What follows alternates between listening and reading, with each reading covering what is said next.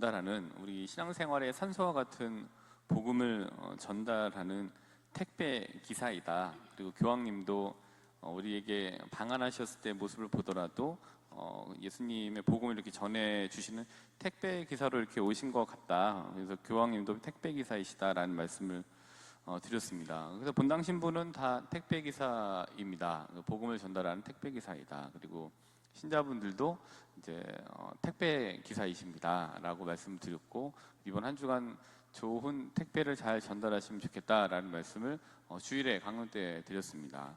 그래서 오늘 택배를 잘 전달하시는 주간을 사시는지 잘 모르겠습니다. 그래서 저는 또 오늘도 택배를 전달해야 되기 때문에 저희 이 강론이라는 택배 안에서 예수님의 그 알맹이를 좀 택배로 잘 전달해 드리려고 하는데, 오늘의 택배는 기도에 대한 겁니다. 그래서 오늘의 택배인 기도에 대해서 좀 짧게 좀 말씀을 드리도록 하겠습니다. 기도는 그냥 매일 하시는 거죠. 그리고 자주 기도에 대해서 들으시고, 또 내가 가지고 있는 기도에 대한 기도관도 있으실 겁니다. 근데 이제 기도를 이렇게 정리를 해보면 좋을 것 같습니다. 기도는 일단 노력을 전제로 한다. 그러니까 우리의 의지가 아무래도 크게 작용하는 것이 기도입니다. 기도를 해야지라고 하는 본인의 생각과 그거를 현실로 가지고 오는 의지적 노력이 기도에 필요합니다. 그래서 기도는 노력을 전제로 한다, 이렇게 볼 수가 있고요. 그다음에 이러한 노력을 전제로 하는 기도는 투쟁이나 싸움과 같기도 하다라고 이야기를 하기도 합니다. 그러니까 노력을 전제로 하는 기도는 어떻게 보면 싸움하는 것, 그리고 투쟁하는 것처럼 보이는데, 그럼 누구와의 싸움이냐? 뭐 다 잘 아시다시피 첫 번째로는 기도는 결국에는 나 자신과의 싸움처럼 보이게 됩니다. 내 의지를 가지고 해야 되는 부분이 있기 때문에 그게 일종의 어떤 투쟁, 아니면은 그걸 하기 위한 발버둥, 뭐 이런 것처럼 이제 보이게 되고, 그런 모습들이 있습니다. 그래서 그러니까 마태오복음 26장 19절을 보시면은 예수님께서도 이런 자신과의 싸움처럼 보이는 기도에 대한 모습, 기도의 모습을 이렇게 보여주고 계신 것 같아요. 마태복음 26장 19절, 말미이기 때문에 밝은 내용은 아닙니다. 26장 19절을 보시면은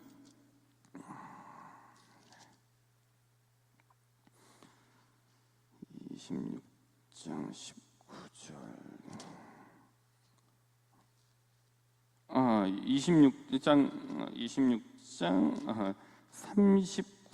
39절입니다. 제가 근데 39절을 보시면은 예수님께서 이제 겟세마니에 올라가셔서 기도를 하시잖아요. 제자들을 데리고 가셔서 기도하시는데, 여기 보시면은 이렇게 얘기하고 계시죠. 이 39절에 보시면은 아버지, 하실 수만 있으시면 이 잔이 저를 비켜가게 해주십시오. 그러나 제가 원하는 대로 하지 마시고 아버지께서 원하는 대로 하십시오. 그러니까 우리 하는 이 기도 보면은 진짜 저도 그런 경우 이렇게 기도했던 적이 있는데, 정말 이거 하기 싫은데 이거 안 할 수 있으면 좀 난 이거 비껴가고 싶다라는 기도를 마음으로 하게 돼요. 이 안에서 막 이게 하느님 뜻인 거를 알겠는데 막 투쟁처럼 일어나요. 그리고 막 발버둥처럼 벗어나려고 합니다. 근데 그 뜻이라면은 그 안에서 있게 됩니다. 물론 그걸 선택하지 않더라도 하느님께서 저의 선택을 존중하시겠지만, 여기 보시면 이 모습이 어떤 투쟁처럼 보이게 돼요. 그리고 이제 그 말씀을 또 38절에서 보면은, 그러니까 예수님이 우리가 기도할 때, 어려울 때의 심정들을 이 겟세마니에서 그대로 잘 보여주시는 것 같습니다. 내 마음이 너무 괴로워 죽을 지경이다. 괴로워 죽을 지경이에요. 그때 하는 기도도 어떻게 보면은 의지적인 거를 발동을 해서 해야 되기 때문에 싸움처럼 보이기도 해요. 예수님처럼 예수님께서 이 모습을 굉장히 잘 보여주고 계신 것 같습니다. 그러면서 이제 기도 안에 또 싸움처럼 할 때 좀 보여지는 모습이 어떤 게 있냐면은, 쭉 가고 나서 제자들한테 뭐라고 하셨냐면은 40절에 보시면은 베드로에게 이렇게 너희는 나와 함께 한 시간도 깨어 있을 수 없더란 말이냐, 근데 이거를 보면 좀 동참해 주기를 바라는, 그러니까 이거를 대신해 달라는 게 아니라 내가 이런 상황이 있으니까 이 고통을 조금 나눠질 수 있게 좀 위로를 바라는, 그 같이 있기를 바라는 마음, 그게 기도할 때 그게 있잖아요. 하느님께서 내가 이 현실에 함께 하고 있다라는 든든함을 기도를 통해서 얻음으로 그 상황을 돌파해 나가려고 하는, 아니면 직시하고 그거를 해결해 나가려고 하는 나에게 어떤 그런 의지를 좀 더 주십사라고 하는 것, 그게 이제 이 동참하시기를 바라는, 또 알아주시기를 바라는 마음, 이게 기도 안에 저희가 다 있잖아요. 그래서 이걸 보게 되면 나 자신과의 싸움처럼 보이는 기도, 우리가 이제 보게 되는 것 같습니다. 그래서 기도라는 게 이런 것 같아요. 기도는 괴로울 때 많이 하게 되는데, 기도는 괴로울 때 찾아와서 이러는 것 같습니다. 집에 가서 자식이 엄마한테 아니면 부모님한테 나 왔어요. 그리고 이제 뭐 이렇게 있다가 갈게요 하고 가는데 엄마가 딱 붙잡아요. 밥 먹고 가. 이게 기도인 것 같아요. 하느님께 가기까지 참 어려워요. 기도 고통스러울 때. 근데 하느님 나 왔어요 하고 이제 가죠. 근데 뭐 기도하면서 막 하고 이렇게 하고 하려고 하는데 하느님께서 이제 뭔가 붙잡고 얘기하시는 거죠. 밥 먹고 가. 예. 그럼 밥 먹고 가 해서 밥을 먹을 때 그게 뭐 부모님하고 뭔가 구체적으로 해결되는 일도 있지만 그렇지 않고 그냥 내가 이 어려울 때 부모님이라고 하는 분이 여기에 내 뒤에 계시구나 라고 하는 그 마음이 있으면 그 상황을 어떠한 상황인지 모르지만 그 직시를 하고 그 상황을 좀 돌파하려고 하는 힘이 생기게 되는 거잖아요. 근데 기도는 이제 그렇다라고 볼 수 있습니다. 싸움과 투쟁처럼 보이는 발버둥과 내 의지를 가지고 하는 그 노력과 그 안에 하느님께서 얘기하시는 밥 먹고 가, 이게 이제 여기에 같이 있는 것 같습니다. 근데 두 번째로는 유혹자와의 싸움인 것 같습니다. 그래서 이제 제 편하게 이제 기도는 광합성이다 이렇게 얘기를 합니다. 광합성인 이유는 그렇습니다. 저도 이제 매일 이렇게 산책하려고 하는데 산책하기 되게 싫을 때가 많이 있습니다. 근데 그래도 하루에 한 번은 나가서 저도 햇볕을 좀 쬐고 광합성을 해야 뭔가 좀 달라지게 되잖아요. 그리고 근데 이제 이 광합성을 하기 싫을 때가 너무 많아요. 이렇게 좀 자고 싶고 낮에 좀 쉬고 싶고 하는데 그래도 갔다 오면은 좀 뭐 일을 하게 되는 활기나 이런 게 달라지게 되니까 피곤하더라도 일단 가려고 합니다. 근데 그때 광합성을 하러 나가기 싫을 때에 어떻게 하냐면 그냥 유혹이 생기죠. 그때 이제 무작정 그냥 나가요. 예. 그래서 무작정 나가서 그냥 걷다 오면 또 다른 생각이나 뭐 아이디어나 아니면 활기나 이런 것들이 어느 정도 충족돼서 이렇게 오게 됩니다. 그래서 기도는 광합성이라고 한 이유는 귀찮음이라는 유혹자가 분명히 찾아와요. 그리고 생활하면서 게으름이라고 하는 유혹자가 분명히 있습니다. 그리고 나태하게 만드는 나름대로의 유혹자가 분명히 있습니다. 근데 그때 이제 그냥 생각 없이 그냥 하는 겁니다. 기도를 하기 싫어할 때, 유혹자가 왔을 때, 나태하게 뭔가를 생활하지 못하게 할 때는 본인이 해야 되는 거는 그냥 무작정, 그러니까 무없다, 작정하다는 것은 계획이나 정하는 거 없이 그냥 자기가 했던 그 습관대로 그냥 무작정 한번 해보게 되는 거죠. 그러면 기도에 대한 그 유혹자와의 싸움에서 이기실 수 있는 확률이 높아지게 됩니다. 그래서 기도는 이러한 유혹자 싸움이기도 합니다. 근데 그때 기도는 광합성, 이제 하루에 한 번은 광합성을 하듯이 저도 그때 좀 무작정 어려울 때 한번 나가갖고 그거를 좀 해보는 게 굉장히 큰 도움이 되는 거죠. 그래서 귀찮음이란 유혹자 왔을 때 한번 무작정 내가 있던 장소로 가보고 내가 기도했던 장소로 가보고 또 내가 해야 되는 기도를 뭐 계획 없이 지향 없이 한번 무작정 해보는 게 굉장히 큰 도움이 되실 수 있을 겁니다. 그리고 이제 세 번째로는 기도 같은 경우에는 이렇습니다. 우리가 기도를 하다 보면은 내가 어떤 삶을 살고 있는지를 보여주게 되는 것 같아요. 또 어떤 삶을 지향하고 있는지가 내 기도하는 모습에서 그대로 나와져 있는 것 같습니다. 그러니까 왜 우리가 40대 이후에는 본인의 얼굴에 책임을 져야 한다라고 얘기를 하고는 하시잖아요. 근데 왜냐하면은 이제 이것 비슷한 말은 비슷하게 생각이 든 거는 기도하는 그 제목이 우리의 삶을 보여준다.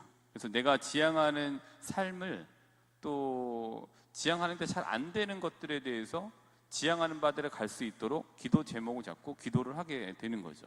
그래서 기도하는 대로 살게 되는 것 같습니다. 그리고 그렇게 하다 보면 사는 모습대로 기도를 또 하게 됩니다. 근데 이게 어려울 때, 투쟁과 같은 이런 기도가 어려울 때 그래도 무작정 한번 해보는 것이 달라지게 만들 겁니다. 근데 기도만 하시면은 안 됩니다. 자주 말씀드립니다만은 기도도 하셔야 됩니다. 행동만 하시면은 안 됩니다. 행동도 하셔야 되는 겁니다. 결국엔 이제 밸런스 문제일 텐데요. 근데 균형이 좀 맞아야 되는 거죠. 그래서 마태오복음 25장 1절부터 13절을 한번 저희가 찾아보면은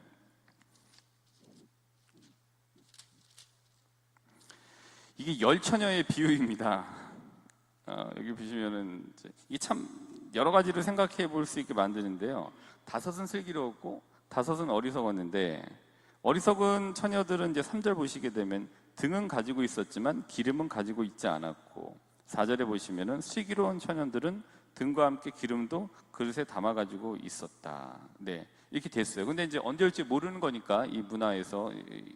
근데 이제 이렇게 생각을 해봤습니다. 그러면 밸런스 문제인데 기름을 안 채워놨으면, 그러니까 기름을 좀 채워놓고서 놀지 왜 그냥 놀기만 했냐. 즉 행동만 하는 게 아니라 행동도 해야 되는 건데 행동만 하는 거죠. 근데 마찬가지로 기도만 하는 거죠. 기름을 안 채워놓고 그냥 놀기만 하는 거는 기도만 하는 것과 다르지 않습니다. 기도도 해야 되는 거죠. 이거 기름을 채워놓고서 놀았다면, 아니면 놀다가 잠깐 시간을 내서 기름을 채워 놓았으면은 다른 이 전개가 되었을 겁니다. 근데 기름은 채워 놓지 않고 놀기만 했던 거죠. 아무것도 안 했던 거죠. 그게 이제 이 열천의 비유에서 우리가 뽑아볼 수 있는 부분인 것 같아요. 우리가 기도도 해야 됩니다. 예, 기도만 하시면 안 됩니다. 그래서 이전에 저희가 이제 신학교 다닐 때 어떤 신부님이 말씀해 주셨는데, 기도만 하지 말아라. 그 부분 말씀 많이 생각이 드는데, 자기가 유학 생활을 하러 이제 유학하고 갔다 와서 이렇게 막 하는데, 어느 이제 수도원에 좀 가서 좀 이렇게 계셨었나 봐요. 근데 그때 기도를 정말 열심히 할 수녀님이 계셨는데, 근데 그 수녀님은 기도만 했으면 좋겠다라는 생각이 드는 수녀님이었다고 듭니다. 그러니까 기도만 하시는 거야. 근데 어느 순간 이제 어느 때가 좀 마주치셨는데, 그때 그 눈빛을 보고 굉장히 소스라치게 놀랐었다. 굉장히 눈빛이 너무 살벌한 느낌, 이 사기가 있는 느낌이었다. 이런 말씀을 하시더라고요. 근데 말씀하시고자 하는 바는 기도만 하면 안 된다. 기도도 해야 된다라고 말씀을 해주시는 거죠. 그래서 우리 수연님은 눈이 선하십니다. 전혀 사기가 없고 좋으신 분입니다. 전 그렇게 알고 있습니다. 왜냐하면 수연님은 기도만 하시는 분이 아니라 기도도 하시는 분이기 때문에 그렇다는 거 알고 있습니다. 그래서 우리는 기도만 하면 안 되고 기도도 해야 되고 행동만 하면 안 되고 행동도 해야 되고, 이런 이제 밸런스를 맞춰 나가야 된다는 말씀입니다. 근데 이제 기도에서 이렇게 말씀을 드렸는데, 이런 말씀을 드리면은 이제 대부분 분들은 이제 나도 그렇지라고 하지만, 어떤 경우에는 인정하기 싫은 나의 항변을 하느님께 하기도 됩니다. 하게 되기도 합니다. 근데 마태복음 26장 20절을 보시면은, 마태복음 26장 20절 한번 볼까요?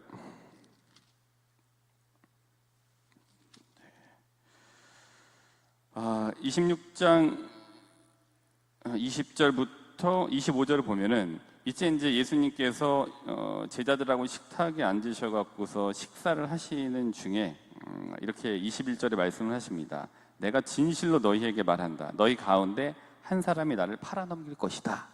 근데 이제 이거를 들은 제자들이 뭐라고 했냐면 22절에 보시면은 주님, 저는 아니겠지요. 이렇게 얘기를 합니다. 그리고 쭉 넘어가서 25절에 보면은 예수님을 팔아넘긴 유다가 스승님, 저는 아니겠죠? 라고 이렇게 얘기를 합니다.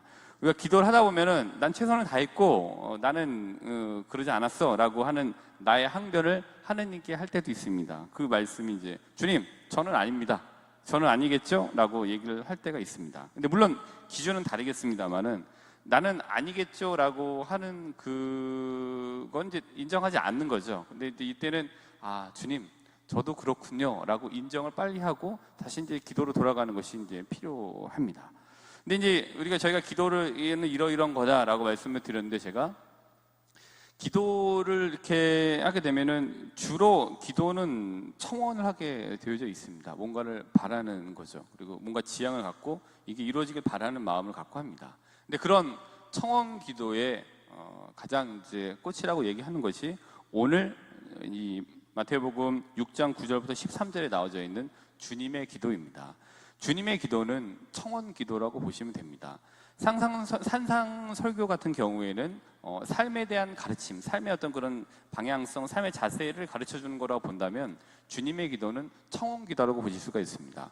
근데 이 청원 기도 두 개가 나오죠. 루카복음 11장 1절부터 4절까지에도 이 주님의 기도가 나옵니다. 근데 루카복음 11장 1절부터 4절에 나오는 청원 기도는 5가지의 청원으로 구성되어져 있고요. 근데 오늘 나와져 있는 마태복음 6장 9절부터 13절까지 나오는 이 주님의 기도는 7가지 청원으로 구성이 되어져 있는데, 교회는 이 마태복음 6장 9절부터 13절에 나와져 있는 이 주님의 기도를 채택해서 저희가 지금 기도를 하고 있습니다. 근데 이 기도는 앞서 말씀드린 바와 같이 청원을 기본으로 이제 하고 있습니다. 우리가 어떤 이 주님의 기도를 바칠 때는 청원을 하는 것과 마찬가지입니다. 청원하는 게 당연히 기도의 핵심이기도 하고요. 근데 그 청원 기도를 하면서 우리가 보충적으로 생각해야 될 부분, 그러니까 주님의 기도를 바치고 이 청원 기도를 통해서 같이 한번 생각해 보면 좋을 것들이 요한복음 16장 24절이라고 볼 수 있습니다. 그리고 저희 정박 말씀도 마찬가지로 같이 생각을 연동해서 생각해 보시면 좋습니다. 요한복음 16장 24절 같은 경우에는 이겁니다. 네, 그러니까 하늘에 계신 우리 아버지 이름이 거룩히 빛나시고 오늘 저에게 일용할 양식을 주시고 잘못한 용서와 저희를 유혹에 빠지지 않게 하소서라고 하는 청원 기도가 있는데, 그 청원 기도의 보충으로 16장 24절을 보시면은 지금까지 너희는 내 이름으로 아무것도 청하지 않았다. 청하여라 받을 것이다. 그리하여 너희 기쁨이 충만해질 것이다. 그러니까 우리가 청원 기도할 때에 이 주님의 기도는 예수 그리스도를 통해 하나님께 드리는 기도인 거고, 그 청원 기도는 결국에는 예수님의 이름으로 청했을 때 이루어지게 된다. 그러니까 예수 그리스도를 통하여 청원해야 된다라는 것을 우리가 얘기해주고 있습니다. 근데 우리가 또 이 부분과 함께 생각해볼 좀 필요가 있는 부분은 로마서 8장 27절입니다. 오늘 좀 주로 성경 말씀을 가지고 말씀을 드릴게요. 로마서 8장 27절을 한번 찾아보시면은 기도할 때 잘 안 되시죠. 투쟁과 같은 그게 안 될 때 그래도 무작정 하게 되고, 무작정 어쨌든 내가 하던 기도를 하고 어떤 무작정 청원 기도를 하게 되는 이런 상황에서 한 가지 가지고 계셔야 될 확신은 이겁니다. 로마서 8장 27절은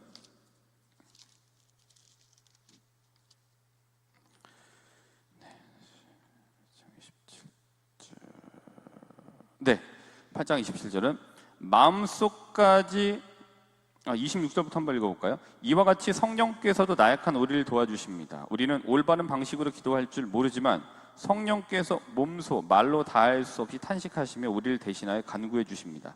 마음속까지 살펴보시는 분께서는 이러한 성령의 생각이 무엇인지 아십니다. 성령께서 하느님의 뜻에 따라 성도들을 위하여 간구하시기 때문입니다. 우리가 무작정하는 기도에 대한 보충은 성령께서 하실 겁니다. 대신 중요한 거는 무작정이라도 기도의 끈을 놓지 않는 것이 중요한 거죠. 굉장히 기도하기 어려우실 때는 주님의 기도만이라도 우리의 청원을 담아서 할 필요가 있습니다. 기도하기 어려운 그러한 기도의 끈을 잡기조차 어려운 상황에는 못하실 때가 있죠. 그때 우리의 기도가 필요하고 사람들에게, 더불어서 너무 어려우실 때는 주님의 기도라고 하는 청원 기도를 성령께서 함께 보충해 주신다는 생각으로 하셔도 좋을 것 같습니다. 노력을 전제로 하는 기도는 결국 나 자신에게 찾아오는 유혹에 맞서는 거기도 합니다.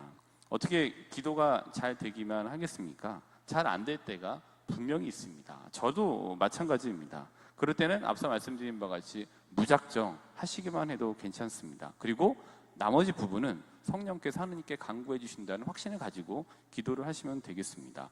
오늘 하루 기도가 잘 안 되신다면 청원 기도이기도 한 주님의 기도로 청원을 하시고, 나머지는 성령께 맡겨드리시면서 무작정 기도로 우리의 기도 생활을 이어나가신다면 하느님께서 분명 이렇게 말씀하실 것 같습니다. 이 말씀을 끝으로 오늘 강론을 마무리하도록 하겠습니다. 마태복음 25장 21절입니다. 열처녀의 비유 다음에는 이제 탤런트의 비유가 나오는데요. 그때 이 주인이 5 탤런트를 더 벌고 2 탤런트를 더 벌었던 종들에게 했던 얘기입니다. 21절에 보시면 이렇게 얘기하죠. 그러자 주인이 그에게 일렀다. 잘하였다. 착하고 성실한 종아. 네가 작은 일에 성실하였으니 이제 내가 너에게 많은 일을 맡기겠다. 와서 내 주인과 함께 기쁨을 나누어라. 우리가 성령의 간구에 맡기고 하는 그런 기도들은 분명히 기도를 할 때 분명히 하나님께서 우리에게 잘하였다. 착하고 성실한 종아라고 말씀을 하실 겁니다. 오늘 어려운 시기, 기도하기 어려운 시기라고 하지만 그래도 이런 기도 생활을 이어나가신다면 하나님께서 우리에게 잘하였다. 착하고 성실한 종아라고 말씀을 해주실 겁니다. 오늘 우리 기도를 계속해서 이어나가도록 합시다.